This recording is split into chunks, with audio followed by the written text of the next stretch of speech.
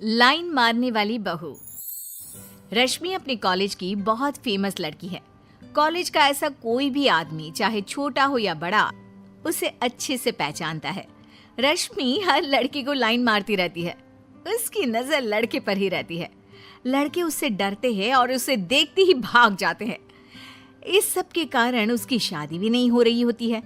एक रोज कमल दुखी होकर रश्मि से कहती है, अब तो ये सब छोड़ दे मेरी माँ।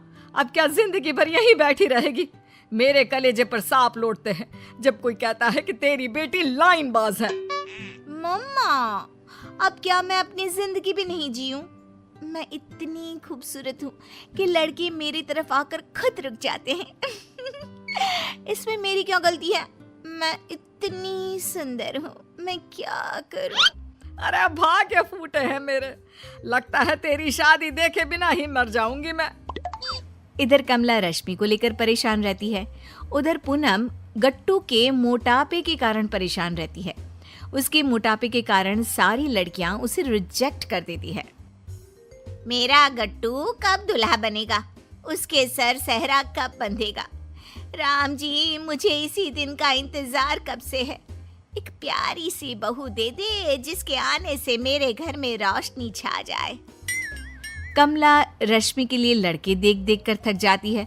जो कोई रश्मि को देखने आता है उसे रिजेक्ट करके चला जाता है, या फिर कुछ दिनों तक डेट करके इस रिश्ते के लिए मना कर देता है। एक रोज कमला को रवि के बारे में पता चलता है। तब वो राकेश से कहती है, गट्टू को अपनी रश्मि के लिए फाइनल कर देते हैं। मोटा है तो क्या हुआ, शादी तो हो जाएगी। वैसे भी रश्मि से कोई शादी नहीं करेगा।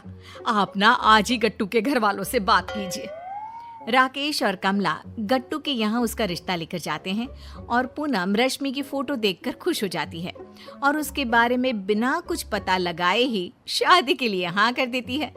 गट्टू और रश्मि की शादी तय हो जाती है। जल्द ही शादी का दिन आ जाता है। गट्टू और रश्मि फेरे पर बैठे होते हैं और रश्मि अपनी हरकतों से मजबूर कैमरामैन को आंख मारने लगती है। कैमरामैन शर्म से लाल पीला हो जाता है। अगर किसी से कहूंगा तो सब मुझे ही गलत समझेंगे।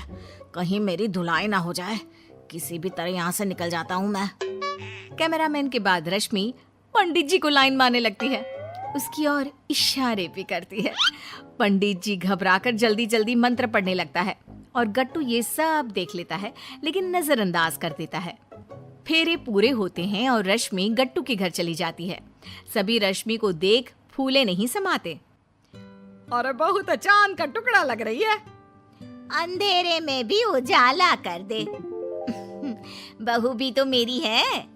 गट्टू की शादी से सभी खुश होते हैं। रश्मि भी सभी के साथ काफी अच्छे से रहने लगती है।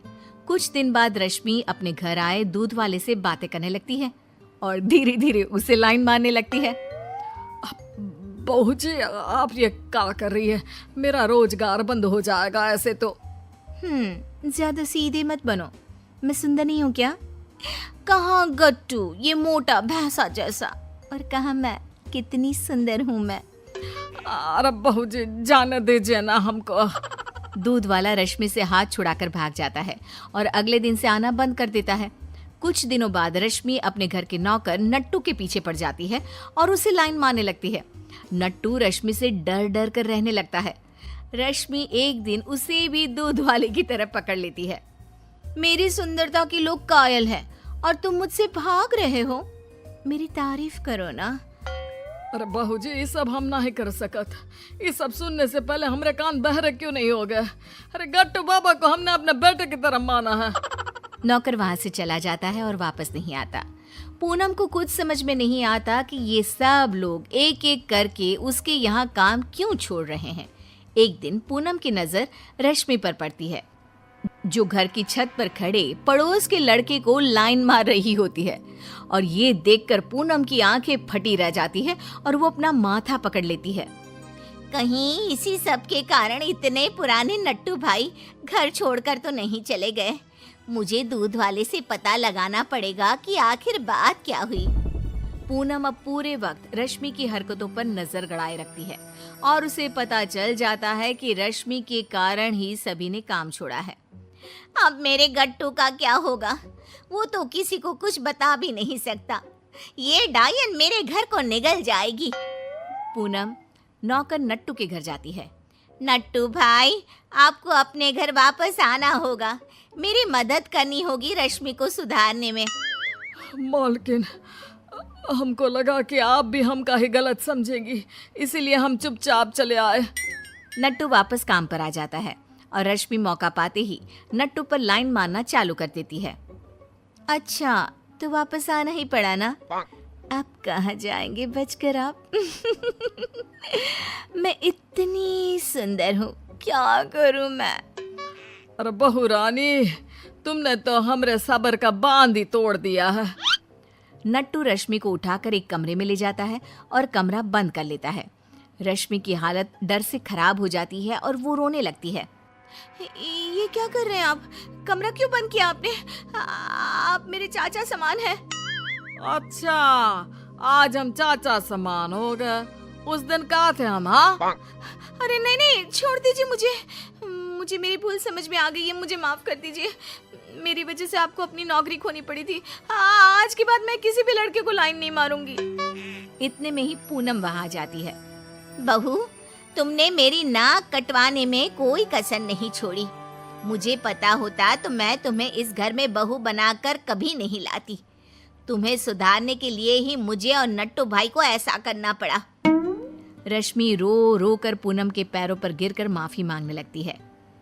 मुझे समझ में आ गया है कि एक लड़की की इज्जत क्या होती है। मुझे माफ कर दीजिए मम्मी जी और नट्टू काका। देर आए दुरुस्त आए। तुझे अकल आ गई वही काफी है।